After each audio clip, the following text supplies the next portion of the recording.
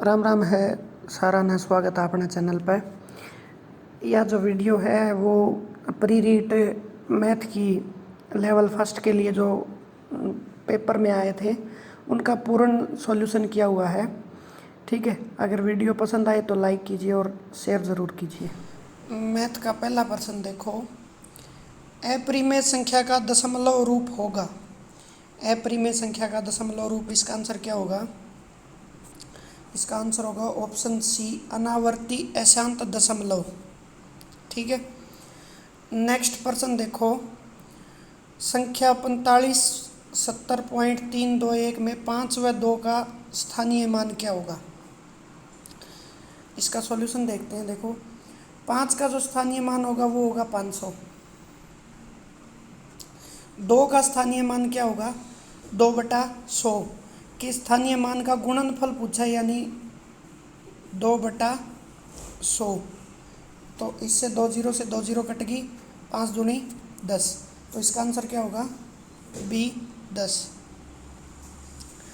Next प्रश्न देखो, दो संख्याओं में बड़ी संख्या का 2 गुना छोटी संख्या के 5 गुने से 3 ज़्यादा है तथा बड़ी संख्या के 4 गुणे और छोटी संख्या के 3 गुणे का योग 71 है।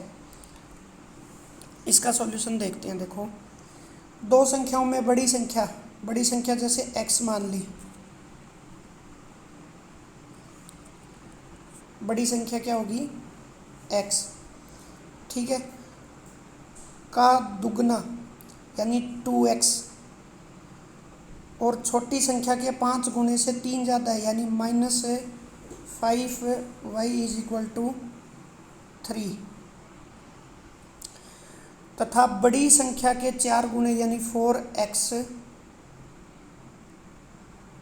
और छोटी संख्या के 3 गुणे का योग यानी +3y = 71। अब इनको इक्वल कर लो, इसको 2 से गुणा करेंगे तो ये यहाँ 6 हो जाएगा, नहीं 4 हो जाएगा, 4x और ये 10y और ये हो जाएगा 6। इसको घटा दो तो इसका आंसर क्या होगा? इसका आंसर हो जाएगा ऑप्शन है सी, 14 और 5। नेक्स्ट प्रश्न देखो, 6 अंकों की एक संख्या एक ही अंक के पुनरावर्तन से बनी है तो वह संख्या निम्न में से किससे विभाजित नहीं होगी? शुरुआत से ही शुरू करो। 6 अंकों की यानी 1 1 1 1 1 1 1, 3 और 3 6। 3 का नियम क्या कहता है? इनका योगफल 3 से भाग जाना चाहिए, 3 और 3 6 भाग जाएगा। और 9 का क्या कहता है? इनका योगफल 9 से भाग जाएगा, 1 2 3 और ये टोटल हो गए 6। 6 में 9 का भाग नहीं जाता, तो यही पूछा है हमें कि किससे विभाजित नहीं होगी, तो इसका आंसर क्या होगा? बी। ठीक है, नेक्स्ट प्रश्न देखो, इनको आरोही क्रम में लिखो। जो मध्य में लिखा जाए तो मध्य में भिन्न क्या होगी, यानी आरोही क्रम में बढ़ते क्रम में तो लिखना है, और जो बीच में आएगी संख्या वो पूछ रखी है। तो इसका आंसर क्या हो जाएगा? ये हो जाएगा 23/30। आप निकाल के देख लेना, आसान सा है। नेक्स्ट प्रश्न देखो, 2 भिन्नों के हर क्रम से 7 व 9 है। हर 7 और 9 है। ऑप्शन देखो, 7 और 9 सभी में भिन्नों का योगफल क्या है? 55/63 है। ठीक है, तो इनका योग करके देख लो ऑप्शन वाइज, जिसका भी योगफल 55/63 आ जाएगा वो सही है, आगे देखने की ज़रूरत ही नहीं होगी। तो इसका आंसर क्या हो जाएगा?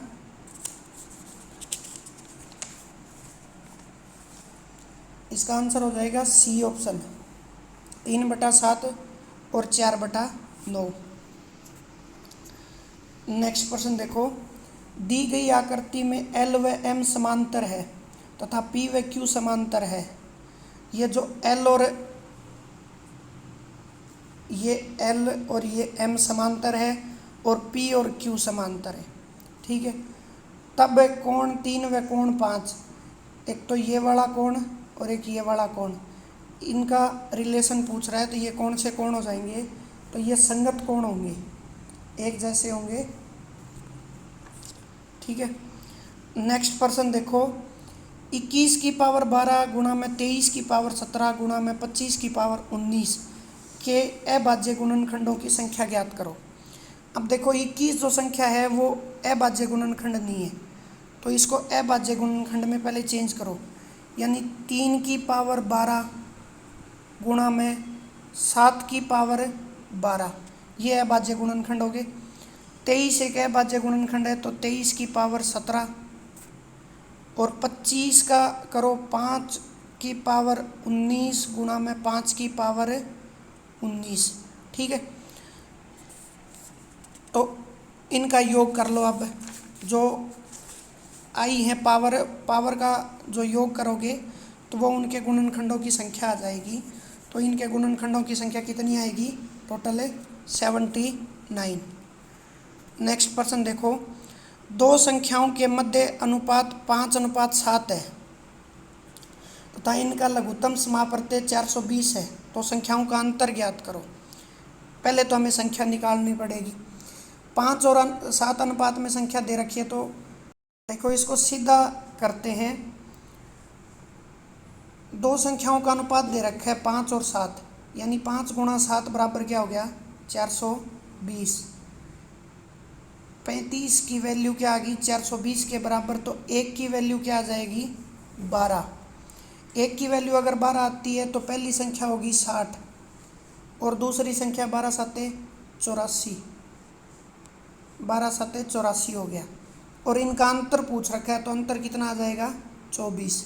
ठीक है, तो इसका आंसर कौन सा हो जाएगा, ऑप्शन है सी। नेक्स्ट प्रश्न देखो, किन्हीं दो संख्याओं का लय से पै 756 है, मैं से पै 12 है और एक संख्या 108 है। तो पहली संख्या गुणा दूसरी संख्या करके और मैं से गुणा लय से करके निकाल सकते हैं इसको।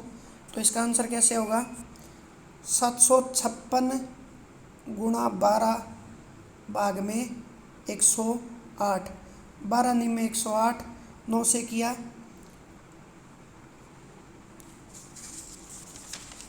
9 7 63, 9 8 72। ठीक है, 9 8 72 आ गया, 3 36, 9 चौका 36। तो इसका आंसर क्या हो जाएगा, ऑप्शन ए 84। ठीक है। नेक्स्ट प्रश्न देखो, तीन संख्याओं का औसत 16 है, प्रथम व द्वितीय का औसत 17 है तथा द्वितीय व तृतीय का 15 है। तो पहली तीन संख्याओं का औसत इसने दे रखा है 16 है, यानी पहली तीन संख्या टोटल कितनी है, 48। पहली और दूसरी कितनी हो गई, 34, और दूसरी और तीसरी कितनी हो गई, +30। इनका योग कितना आ गया, 64। ठीक है, अब टोटल होनी चाहिए थी 48 और आ गया कितना, 64। तो जो द्वितीय संख्या 2 बार आई है वो इसमें से घटा के निकाल लो, तो कितना आ जाएगा, 16 3 48, 16 चौक 64, यानी 16 का अंतर है। तो ये आंसर क्या हो जाएगा, ऑप्शन है बी 16।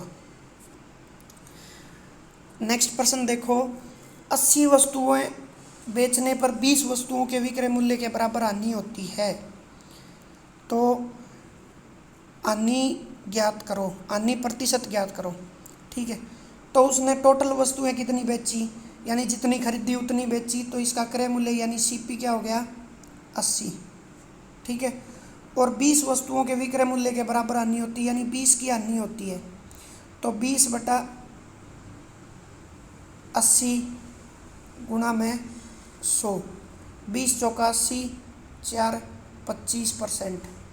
ठीक है, तो इसका आंसर क्या हो जाएगा, ऑप्शन बी 25%। नेक्स्ट प्रश्न देखो, किसी वस्तु को 91 रुपये में बेचने पर 30% की हानि होती है, तो विक्रय मूल्य ज्ञात करो। यानी कोई भी वस्तु को किसी कितने भी रुपए में बेचने पर मतलब हानि होती है, जो 30% हानि हो रही है, यानी वो 70 रुपये में बेच रहा है। ठीक है, जो 70 रुपये है वो किसका मूल्य है, 91 का। 1 के बराबर 91/70 और गुणा में 100,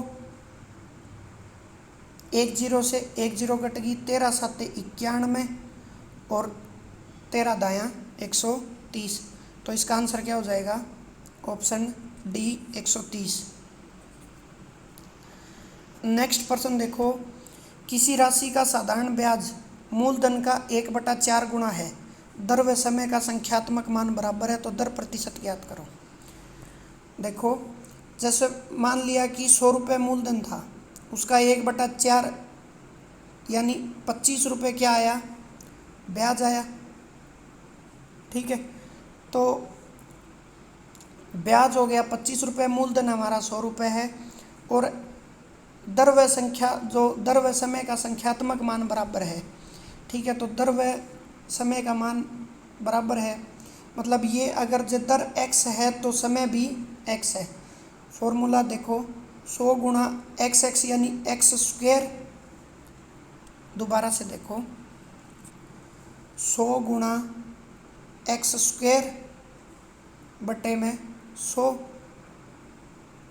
बराबर ब्याज कितना आ रहा है? 25 रुपये। ठीक है, तो 100 से 100 कट गया, एक्स स्क्वायर बराबर 25 रुपये, तो x की वैल्यू क्या आ जाएगी? 5, यानी 5%। ठीक है, तो इसका आंसर क्या हो जाएगा? Option B 5%।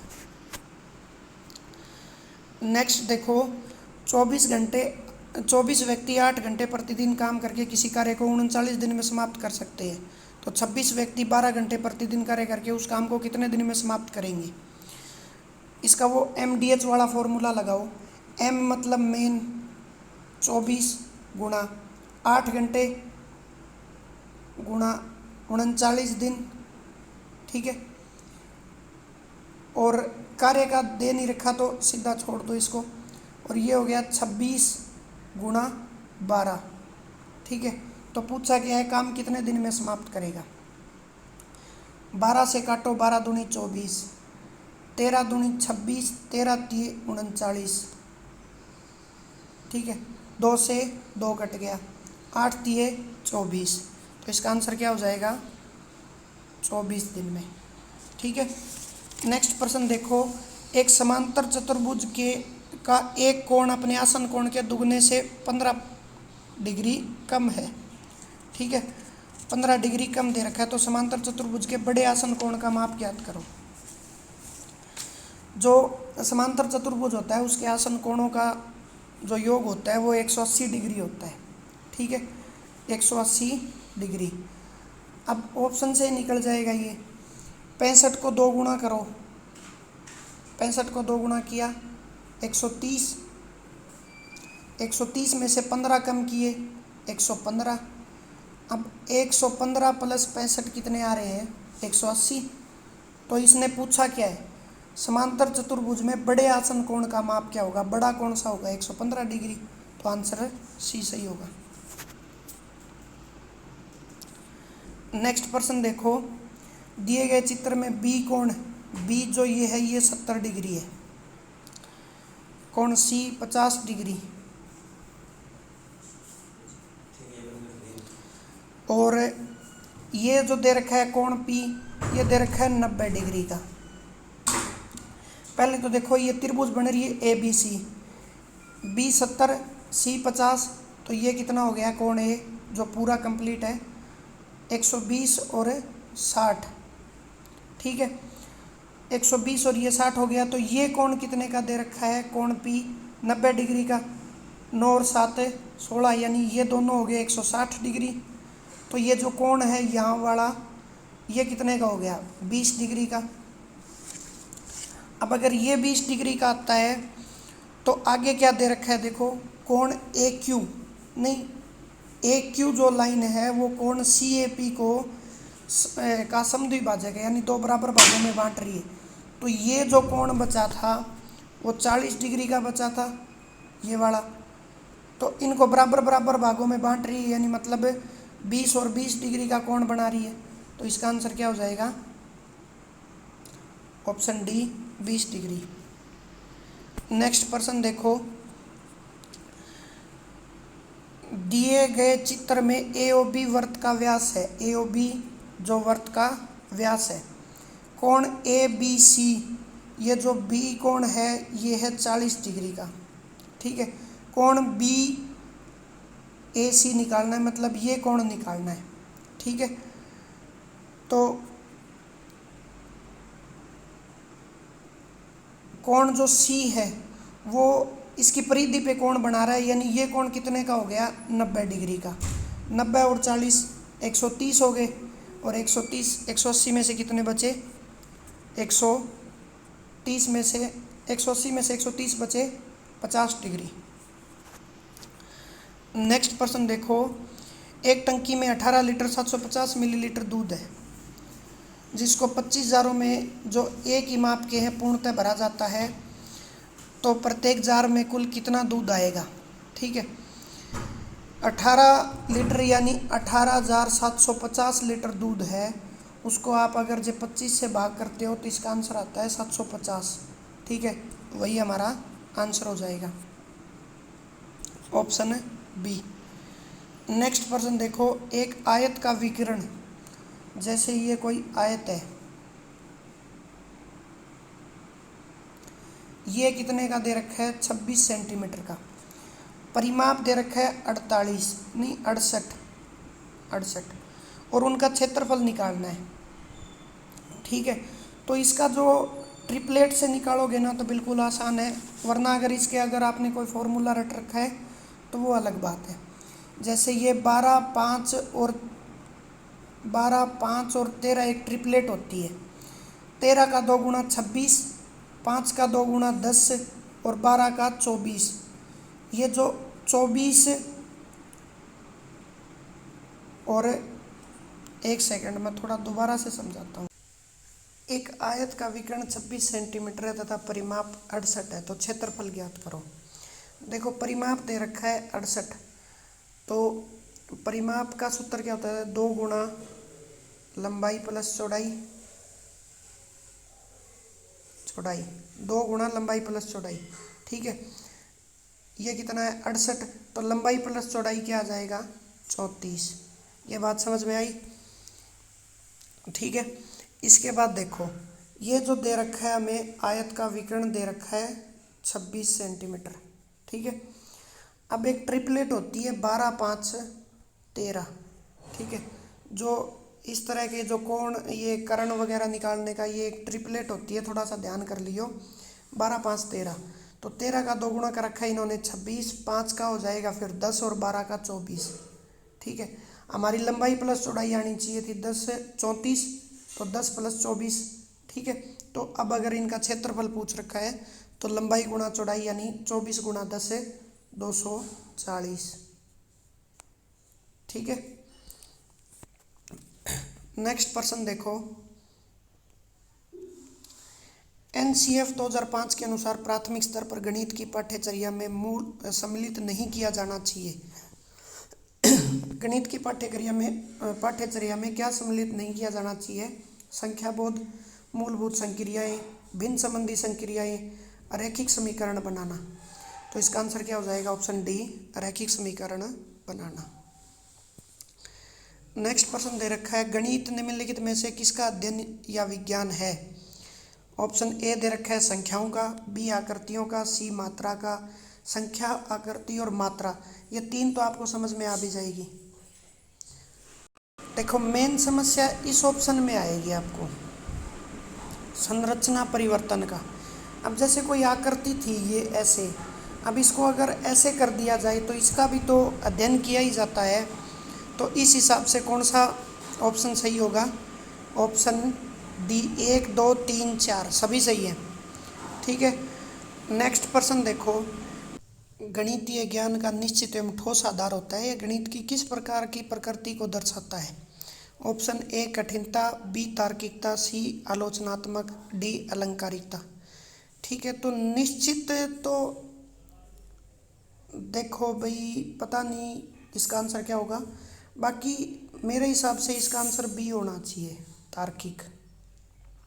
ठीक है, नेक्स्ट प्रश्न दे रखा है, यदि कोई बच्चा प्रश्न को संख्याओं के खेल या पहेली के माध्यम से हल कर लेता है तो यह गणित के किस मूल्य को दर्शाता है?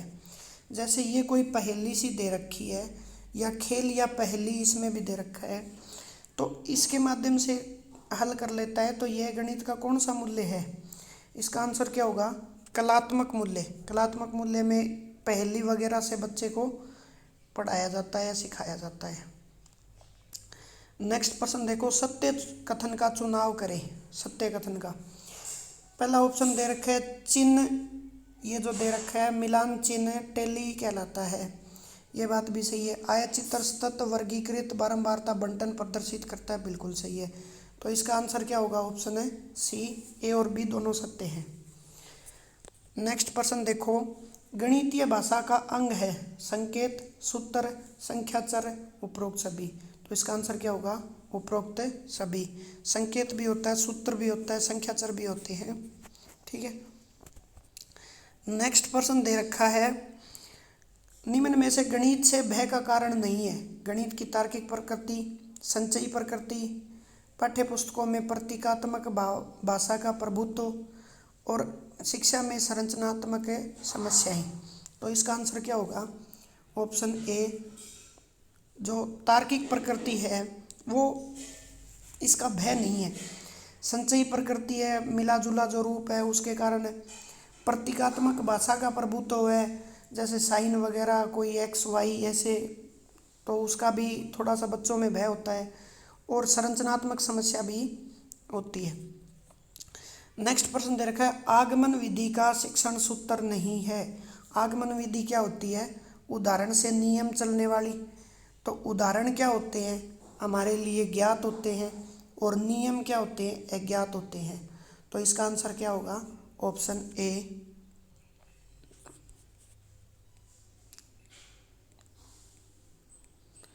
119 का दे रखा है, सबसे कम अनुमान की संभावना किस प्रकार के प्रश्नों में रहती है? ठीक है, सबसे कम अनुमान की संभावना किस प्रकार के प्रश्नों में रहती है? इसका आंसर आप मुझे कमेंट बॉक्स में करके बताएंगे, कमेंट करके। ठीक है। नेक्स्ट प्रश्न देखो, उपचारात्मक शिक्षण का आधारभूत सिद्धांत नहीं है, छात्रों का स्तर ध्यान में रखना चाहिए। बिल्कुल सही बात है, तभी तो उनके जो समस्याएं हैं उनका निदान किया जा सकता है, या मतलब उपचार किया जा सकता है। छात्रों को उनकी प्रगति के लिए सूचित किया जाना, ये बात भी बिल्कुल सही है। केवल कक्षा का स्तर देखा जाना, ये केवल शब्द है ना, प्रश्नों को बहुत बार गलत करता है। जैसे कि किसी चीज़ पे एक फोकस किया जा रहा है ना कि हाँ केवल यही, तो वो प्रश्न लगभग ज़्यादातर गलत होते हैं। नेक्स्ट देखो, छात्रों को प्रोत्साहित किया जाना चाहिए, ये बात भी सही है। पूछे सिद्धांत नहीं है, तो इसका आंसर क्या होगा? Option C. ठीक है, ये थे मैथ के पूरे प्रश्न और विद सॉल्यूशन। अगर वीडियो पसंद आई हो तो लाइक करें और शेयर ज़रूर करें। Thanks for watching. जय हिंद, जय भारत।